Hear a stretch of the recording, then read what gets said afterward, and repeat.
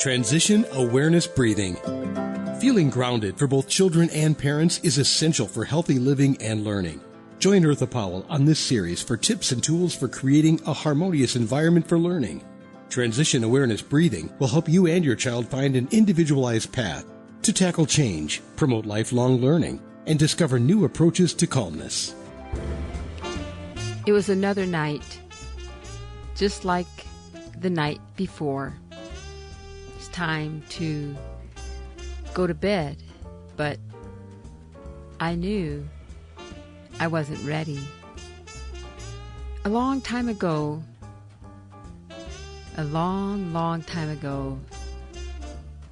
the thought of getting ready to go to bed was very difficult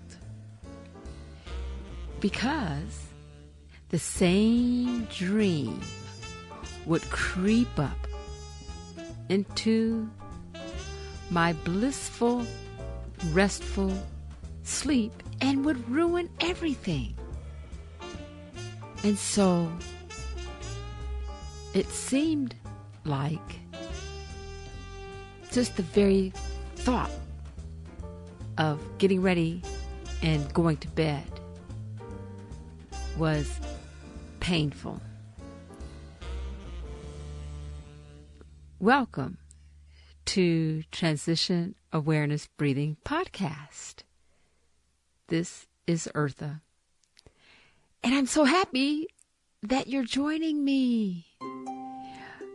Today we're going to talk about fears and the souvenirs that fear tends to leave with us. But before I get started, I want to mention that oftentimes the souvenirs that fear leaves with us, we need help to get rid of those souvenirs. And so, if you don't listen to anything else in this podcast, listen to this. If you have souvenirs that has been left with you because of whatever fear, it's okay to get help. It's okay because there are professionals that are willing to help and can help to get rid and to help guide you to get rid of those fearful, reminiscing thoughts. And so I wanted to start off just by saying that. This is an educational podcast, and it is intended to provide information, not therapy. But my recommendation is if you feel like you need help, please do not hesitate and make a step forward to get help for yourself. The second thing I would like to say is I would like to thank Web Talk Radio for allowing me to have a platform to bring Transition Awareness Breathing podcasts to you. And I would like to thank my producers, Mary Lou and Sam, for making Transition Awareness Breathing podcast available to you wherever you're at. Let's get started. The story that I began to tell is my own story. And so we'll start from there as an example. A very long time ago, during my childhood memories, our garage caught fire. And as a small child, it was very memorable. Everything turned out okay. No one got injured. But to see the flames, and I really didn't see all the flames, maybe like a corner. but the fire trucks and the smell of the smoke, it just made a memory in my mind. And so for many nights, I had this reoccurring dream of this garage chasing me. I mean, it was like a cartoon, and it had legs, and this garage would chase me, and it was on fire. And at first, I thought it was just one dream, but this dream kept occurring over and over and over again until I just didn't want to go to bed. And so it was a fear. And it was to the point where I was getting angry. I was getting angry about this reoccurring dream. And I would have to say that the process of getting through that, I really have to thank my parents, because what they did was allow me to talk about my dreams and to move through it. But that was one part of it. The other part had to come from myself. And I'll share that a little later. So what about fear? I mean, usually a fear is born from an experience. An experience that leaves us with a souvenir that is not pleasant. Regardless of what our perception is, because what might be fearful for me may not be fearful for somebody else. And so the non-judgmental element must come in when someone has a fear. Also, the level of expectation. Sometimes a fear creeps in to our memories when an expectation was not met. Most of us are aware of the fear of getting in front of people and speaking. That is a major fear for many people. And for some, it's not a fear. The element of that piece of not having control, not knowing what the outcome will be, the physical changes in the body, the rapid heartbeat, the sweaty palms, sweat coming down from the eyebrows, and you could hear the breath coming out of your nostrils. A response of fear. Our bodies were made to handle fear in a way, either we run from it, flee, or we freeze, we stick right there and don't move, or we fight. Running, flee, freeze, or fight. You've seen in movies sometimes where something is scary about to go on, and one of the characters in the movie, they're so scared that they just freeze and scream. What does that cause? It's like, well, move. Well, they're trying to represent, they're trying to portray that freeze part of fear. But then on the other hand, I wonder, why is fear a commodity? Let me explain. Roller coasters, scary houses. I mean, you go in or you go on a roller coaster and it just makes you so excited and you're so scared.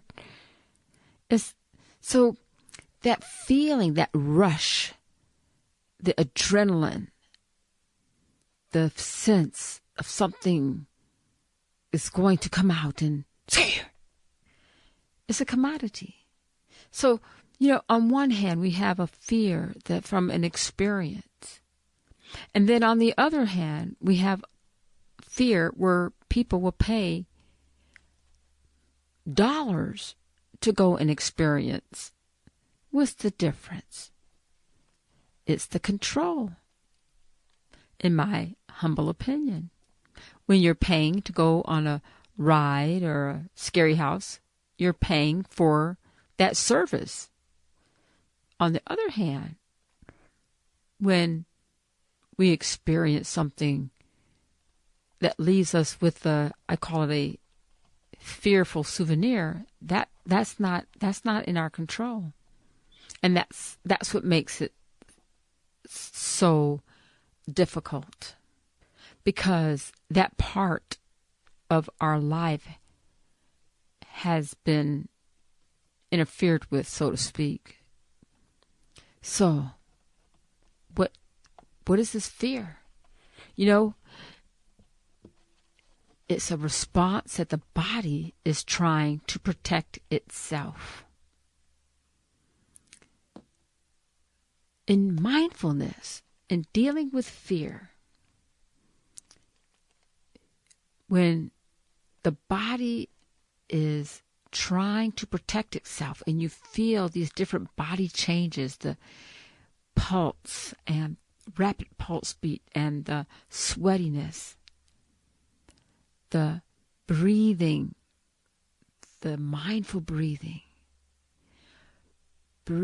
and getting that control of the response back, taking a deep breath in it and blowing it out. And also, what is helpful is realizing and being aware of what the facts are. What is true, what is occurring in the now, was factual, and what is occurring in our, maybe a perception or our imagination, something that we perceive is going to happen, but it really hasn't happened. That is also of true fear. But when we are trying to bring ourselves to calm, realizing what is truly happening now, how is my body responding to this souvenir of fear now? In my dream, I remember, I'm telling you, it was like I was getting very, very angry about having the same dream. And I remember I said before I went to sleep, tonight I'm not going to run anymore. Because I would wake up and I would be exhausted. I would be tired because I was running and tossing and turning. And that's what fear does. It steals your energy. It steals a part of your life. And I was tired of running. And I was waiting for that dream. I was waiting for it. And one night it didn't happen. But it wasn't a sense of victory, because it came. That dream came again. The monster garage creeped up. And I remember, this is something, because I remember I faced that garage, that monster garage, and I said, I'm not running anymore. And so it started to run after me. And, when I would run, it seemed like the more I was trying to run forward, I was running backwards towards the garage, and it seemed like I couldn't get away. Dreams are like this. They're not logical. And that's another thing. This is not logical. It's a dream. And so even though I said I'm not running anymore, I was running, but I wasn't getting anywhere. And that's another thing fear does for us. We don't get anywhere. We stay in the same spot. But I was ready, I was angry, and I wanted to make a change. So I remember in my dream, I figured it out. I said, if I'm running forward and I'm going backwards, I'm going to turn around backwards, and then I'm going to get away from the garage. And that's what happened. I turned around backwards and I ran away, and I never had that dream again. It's not logical. It's a dream. And so, facing our fears in a way that helps us realize what is logical, what is factual, what is true, and what do we need help with. Because sometimes we don't have the expertise, or maybe we've run out of suggestions and we're exhausted because our body is so tired from dealing with this fear. It's good to get some suggestions from someone who is a professional in helping people move through the fear factor. Remember, in mindfulness and responding to your body changes, taking the breath, realizing where you're at, the awareness, and also showing yourself compassion and not judging yourself and not talking negative about yourself. And this is where transition awareness breathing is what I bring into the program, is positive self-talk, and also using concepts from the growth mindset platform. And saying that, meaning that every experience that we have can be a learning opportunity. That things are not what we say is always bad, but it is a point in time where we're moving to a new level. And so that struggle of moving away from fear into a calmness and facing that fear is not what I would term as bad, but I would term it as a strength that we're going to move to a new level and learn from this experience. And so we're building on our experience so that in the future we will not only handle our fear, but also what we'll do is we'll contribute to bringing a calmness not only within ourselves, but around the people that we are in contact with. Because when we're challenged with a fear, it influences those around us. And so when others see us handling a situation, it gives them strength. Thank you so much for joining me in Transition Awareness Breathing Podcast. Have a great week. Be sure and pick up a copy of Eartha's new book, Tab Mindfulness, Awareness and Coloring Activities in a Pandemic World. It's not just an ordinary coloring book. It features 23 illustrations to stimulate thought, relaxation, and creativity for anyone between the ages of 4 and 94.